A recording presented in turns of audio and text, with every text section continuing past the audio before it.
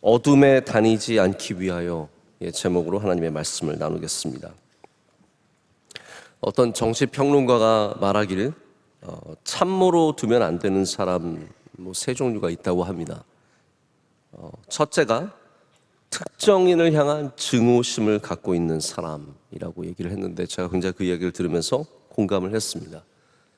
우리 주변에 참모로 두지 않고 우리 주변에서 지혜를 구하지 않아야 할 사람, 첫 번째가 바로 특정인을 향한 증오심을 갖고 있는 사람이다라는 거죠. 참모만이 아니라 리더 스스로가 특정인을 향한 증오심을 가지면 결코 건강한 리더십을 발휘하기가 어려울 거라고 생각합니다. 미움이 들어오면 가끔은 그냥 사라지는 경우도 있지만 미움이 들어와서 우리를 미움으로 삼켜버릴 때가 있습니다. 사람이 미움이 와서 미움과 싸워서 이기면 참 좋겠지만 미움이 내 마음을 차지해버리면 내 자신이 미움 자체가 되어버리는 것이죠. 성경에 미움에 삼켜진 사람들이 얼마나 많이 나옵니까? 성경뿐만이 아닙니다. 혹시 여러분 레미제라블 기억하십니까? 레미제라블이라고 하는 이 소설 혹은 영화, 뮤지컬에는 장발장만 나오는 게 아니라 장발장을 평생 쫓아다니는 자베르라고 하는 경관이 나옵니다. 이 자베르의 유일한 그리고 오직 삶의 목표는 장발장을 잡는 겁니다. 장발장이 범죄인이라서 잡겠다는 마음도 있지만 언젠가부터는 그것이 바뀌어서 특정인을 향한 증오심이 되었습니다. 장발장을 잡기 위해서 자신의 삶이 삼켜집니다. 결국 자베르가 죽는 것도 그 미움이 자신을 죽게 하는 것이었습니다. 우리 교인들도 마찬가지입니다. 우리가 미움을 잘 다루지 않으면 그 미움에 삼켜지기가 쉽습니다. 여러분, 이 시대가 미움을 조장하는 시대입니다. 느끼십니까? 미움이 조장되어지고 권장되어지고 마케팅되고 공격의 도구가 됩니다. 미움으로 정치합니다. 얼마나 나쁜 놈으로 만듭니까? 미움으로 목회하는 분들도 많습니다. 남의 교회를 욕하는 것으로 자신의 목회를 하려는 사람들이 있습니다. 남의 교회를 비난하고 비판하고 그렇게 해서 내가 의인이 되고 내가 선한 사람이 되고 남을 나쁜 놈으로 만들어서 내가 높아지고 내가 귀해지고 내가 주님 앞에 더 의로운 사람이 되는 것은 굉장히 위험한 미움의 목회입니다. 제가 명석교 와서 남의 교회 욕하는 거 보신 적 있으십니까? 굉장히 위험한 겁니다. 오늘 말씀은 미움이 어둠이다라고 말하지 않고요, 미워하는 사람이 어둠에 있다라고 말합니다. 미워하는 사람은 첫째는 어둠에 있고, 둘째는 어둠에 행하여 갈 곳을 알지 못하고, 셋째는 어둠으로 볼 수 없게 된다라고 말하고 있습니다. 미움의 영향력이 미움 안으로 들어가면 이렇게 크다는 것이죠. 이게 의외의 서신서에 있습니다. 미움을 찾으려면 구약이나 신약의 미움에 대한 말씀이 의외로 굉장히 많이 나옵니다. 저도 어젯밤에 이걸 찾으면서 너무 많다, 이걸 어떻게 정리할 수 있을까 생각할 정도로 굉장히 많은 말씀이 있는데, 오늘 우리가 미움의 말씀을 발견한 곳은 사랑의 서신이라고 불리는 요한 1서입니다. 고린도전서의 단 한 장에 사랑의 말씀이 집중되어 나와 있다면 요한 1서는 전체가 사랑에 대한 말씀이죠. 1장부터 5장까지 계속해서 하나님은 사랑이시다, 하나님은 사랑이시다, 그런 말씀을 반복해서 전하고 있습니다. 그런데 사랑을 얘기하기 때문에 또한 그래서 미움을 더 많이 다룰 수밖에 없습니다. 왜냐하면 바로 미움이 사랑의 적이고 사랑이 빛이라면 미움이 어둠이기 때문입니다. 근데 여러분, 미움이라는 거 원래 자체가 나쁜 것은 아닐 수 있습니다. 왜냐하면 성경이 미움의 또 한 부분으로 바로 영적인 분별력을 말하고 있기 때문입니다. 선을 사랑하고 악을 뭐라고요? 미워하라고 하셨습니다. 그래서 우리가 미워할 것이 있다는 것과 미운 것이 영적인 자세의 한 부분이라는 것은 또한 굉장히 중요한 이야기입니다. 하지만 대상에 따라서 무엇을 미워하느냐에 따라서 그것이 영적인 힘이 될 수도 있고 반대로 나를 죽이는 독약이 될 수도 있습니다. 제가 예전에 이스라엘 왕 사울에 대한 말씀을 쭉 준비하면서 사울의 몰락이 어디서 시작됐는가? 사울 왜 이렇게, 여러분, 사람이 안 될 때는 뭘 해도 안 되잖아요. 사울을 보면 뭘 해도 안 되는 거예요. 다윗이라도 잡으면 좋겠는데 다윗도 못 잡죠. 뭐 나라를 잘 다스리는 것도 아니죠.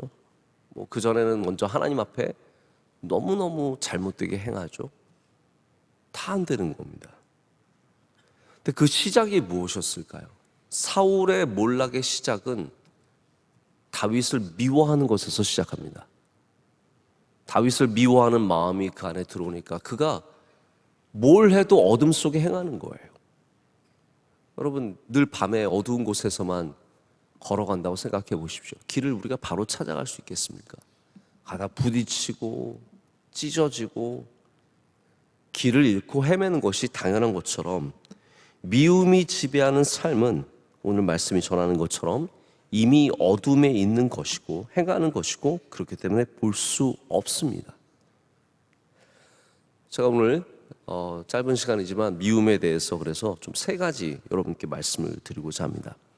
방금 말씀드린 것처럼 의외로 미움은 하나님을 경외하는 데 필요한 것입니다. 자, 미움은 하나님을 경외하는 데 필요합니다. 잠언 8장 13절에 이런 말씀이 있습니다. 여호와를 경외하는 것은 악을 미워하는 것이라. 여호와를 경외하는 것은 악을 미워하는 것이라. 나는 교만과 거만과 악한 행실과 패역한 입을 미워하느니라 라고 되어 있습니다. 여러분, 교만을 미워하시고 거만을 미워하시고 악한 행실을 미워하시고 패역한 입을 미워하십시오. 이것이 여호와를 경외하는 길입니다. 우리가 악한 것들, 잘못된 것을 미워하는 마음을 갖는 것이 그래서 하나님을 경외하는 것과 굉장히 깊은 관계를 갖고 있습니다. 그래서 우리 그리스도인들은 모든 것을 사랑하지만 모든 것을 다 사랑하지 않습니다. 모든 것을 다 사랑하지만 모든 것을 다 사랑하지 않습니다. 내가 무엇을 미워하는지가 내가 어떤 신앙인지를 정의합니다. 악한 것을 미워하는 사람은 하나님을 경외하는 신앙을 가졌고, 하나님이 기뻐하시는 것을 미워하는 사람은 바로 하나님을 떠난 신앙을 가진 것이죠. 그래서 오늘 말씀에 나오는 것처럼 믿는다고 하면서 형제를 미워하는 것은, 요한일서를 이렇게 보면서 요한도 말씀을 쓰면서 점점 더 이 마음이 강해진 것이 아닌가. 왜냐하면 뭐라고 말하냐면요, 미워하는 것은 살인하는 거라고. 미워하는 것은 살인하는, 이게 갈수록 세집니다. 3장에 가면 미움이 살인이라고 강하게 우리에게 말하고 있습니다. 그러나 우리가 하나님을 사랑할수록 이 세상에는 사랑하지 말아야 할 것이 있다는 것을 더욱 알게 됩니다. 여러분, 결혼을 해서 아내를 사랑하면 다른 여자들을 사랑해야 합니까? 아니죠. 결혼해서 아내를 사랑하면서 다른 여자도 사랑하면 우린 그런 사람을 바람둥이라고 부릅니다. 그것은 옳지 않습니다. 미워하는 정도까지는 아니지만 미워하는 것도 좀 약간 이상할 수 있습니다. 나는 아내를 사랑하기 때문에 다른 걸 다 미워한다. 가끔씩 결혼하고 나서 아내를 사랑한다는 이유로 또 거기서 어떤 것이 이루어졌는지 잘 모르겠지만 자기 원래 사랑했던 부모님 미워하는 사람도 있고 그런 사람들도 있더라고요. 그건 잘못된 거죠. 그러나 분명히 우리가 사랑하는 대상이 있다면 그 사랑하는 대상 때문에 사랑하지 말아야 할 것들도 생기는 것입니다. 하나님을 사랑한다면 당연히 세상의 것을 멀리하고 가까이 하지 말아야 하는 미움이 있습니다. 그래서 미워한다는 것이 단순히 싫어하고 증오하고 막 마음속에 막 미운 마음이 생기는 것을 넘어서서 멀리하는 것이 분명히 있어야 됩니다. 제가 좋은 목사님들 만나면 공통적인 특징이 자기 관리가 참 뛰어납니다. 여러분, 멀리 가시려면 자기 관리를 꼭 하셔야 됩니다. 멀리 가기 위해서는 자기 관리가 필요합니다. 제가 논문을 오래 쓰면서 그 긴 시간 동안 가장 자기 관리를 뛰어나게 했던 것 같아요. 그때 논문을 쓰기 위해서 항상 몇 시부터 몇 시까지는 운동을 한다든지 그런 식으로 자기 관리를 하지 않고 쓸 수가 없겠더라고요. 근데 제가 좋은 목사님들 보면은 그냥 단순히 좋은 거 먹고 운동하고 뭐 책 읽고 이런 걸 떠나서 안 해야 할 것을 안 합니다. 여러분 잘 기억하시길 바랍니다. 안 해야 할 것을 하지 말아야 합니다. 이게 참 중요합니다. 우리가 하나님 때문에, 하나님을 사랑하기 때문에 하지 말아야 할 것들이 분명히 있습니다. 그거를 얼마만큼 잘 관리할 수 있느냐가 우리의 신앙과 깊은 관계를 갖고 있습니다. 잘못된 것을 멀리하는 것, 우리 신앙과 지속성과 굉장히 깊은 관련을 갖고 있습니다. 오늘도 하나님을 사랑하시기 때문에 할렐루야, 이 세상의 것을 멀리할 수 있는, 미워할 수 있는 분별력이 있으시기를 축복합니다. 하나님을 사랑한다고 하면서 이 세상의 것을 다 사랑하며 살 수 없습니다. 우리가 마치 주일 예배를 지키기 위해서 포기하는 것이 있는 것처럼 우리가 하나님을 사랑한다면 당연히 내려놓고 또 때로는 오늘 말씀에 강하게 말하는 것처럼 미워할 수 있는 것이 있어야 합니다. 자, 두 번째로 우리는 미워하는 사람에게는 어떻게 대해야 할까요? 여러분, 미워하는 사람을 어떻게 대하십니까? 여러분을 미워하는 사람을 어떻게 대하십니까? 여기 계신 분들은 여러분 미워하시는 분 별로 없으시죠? 좋으시겠습니다. 저는 살아보니까 저를 미워하는 사람이 굉장히 많다는 것을 많이 느낍니다. 예수님의 말씀은 분명합니다. 누가복음 6장에 이렇게 말씀하십니다. 그러나 너희 듣는 자에게 내가 이르노니 너희 원수를 사랑하며 너희를 미워하는 자를 선대하며 너희를 저주하는 자를 위하여 축복하며 너희를 모욕하는 자를 위하여 기도하라. 이게 주님의 말씀입니다. 나를 미워하는 사람이 있으면 같이 미워하지 마시고 선대하십시오. 저의 이야기가 아니라 주님의 말씀입니다. 선대로 나아가는 길이 있습니다. 먼저는 그 사람의 미움에 휩쓸리지 말아야 합니다. 분노하는 사람 앞에서 함께 분노하지 말고 여러분 더욱 침착하고 중심을 잡으셔야 합니다. 미워하는 사람이 지금 미움으로 가득 차서 행동하고 있다면 그 사람은 이미 어둠에서 행할 가능성이 100%입니다. 함께 미움으로 격동되면 우리도 같은 어둠 속으로 들어가고 거기에서 큰 사고가 일어납니다. 여러분, 미움이 우리를 잡아먹으려 다가올 때 5분만 피해 보십시오. 5분만 피해 보십시오. 어느새 그 마음이 싹 가라앉습니다. 가라앉습니다. 저도 승부욕이 좀 있습니다. 승부욕 별로 없게 생겼죠. 네, 저도 승부욕이 좀 있습니다. 지는 거 별로 안 좋아합니다. 그래서 뭐든지 좀 열심히 하려고 합니다. 농구를 하다가 수요일날 농구하잖아요. 지면 속상합니다. 막 화가 납니다. 아씨, 오늘 김동민 목사 조금만 잘나지 진짜. 그래서 화가 나. 지난주에 저희가 엄청 지고 있었거든요. 저희 팀이 거의 한 20점 차로 지고 있었는데 끝에 4쿼터에 막 정말 제가 날아다녔어요. 저희가 그래서 동점까지 갔습니다. 이거 좀 쉽지 않은 일입니다. 20점 지다가 동점까지 가는 건 쉽지 않은 일인데 저희는 80점까지 게임을 하는데 77대 77이 됐습니다. 이거 어떻게 하면 이길 수도 있는 거예요. 분위기가 뒤에 쫓아가던 팀이 분위기가 있잖아요. 근데 저 팀이, 그 악한 팀이 마지막에 3점을 넣어서 끝났습니다. 저희가 졌어요. 마음이 씁쓸합니다. 김동인 목사. 그런데 5분만 지나면 아무것도 아니에요. 5분만 지나면 교회 오면서 즐거웠고 재밌었고 오늘 좋은 시간이었고 5분만 지나면 아무것도 아닙니다. 시간이 좀 지나면 우리의 말이 달라지고 우리의 감정이 가라앉고 그런 함께 격동되는 것처럼 위험한 게 없습니다. 그리고 우리는 그 밤에 그 사람을 위해 기도해 봐야 합니다. 하나님이 주시는 마음이 있을 때까지 기도해 보셔야 합니다. 저도 미움을 두고 기도해 본 적이 있습니다. 하나님이 반드시 다른 마음을 주십니다. 하나님께서 우리의 마음을 고쳐주시고 새롭게 하시고, 저는 선대까지 길은 멀다고 생각합니다. 쉽지 않습니다. 예수님 말씀처럼 바로 가서 선대하고 이런 건 쉽지 않습니다. 하지만 첫 번째로는 함께 격동되지 말고, 두 번째로는 그 사람을 위해 기도하고, 그러다 보면 언젠가 주님이 은혜 주신다면 우리가 선대까지 이르게 될 줄로 믿습니다. 자, 그럼 마지막으로 미워하는 사람들은 어떻게 될까요?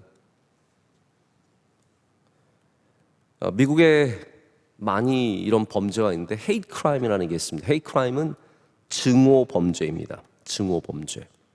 헤이트 크라임. 미움의 범죄예요.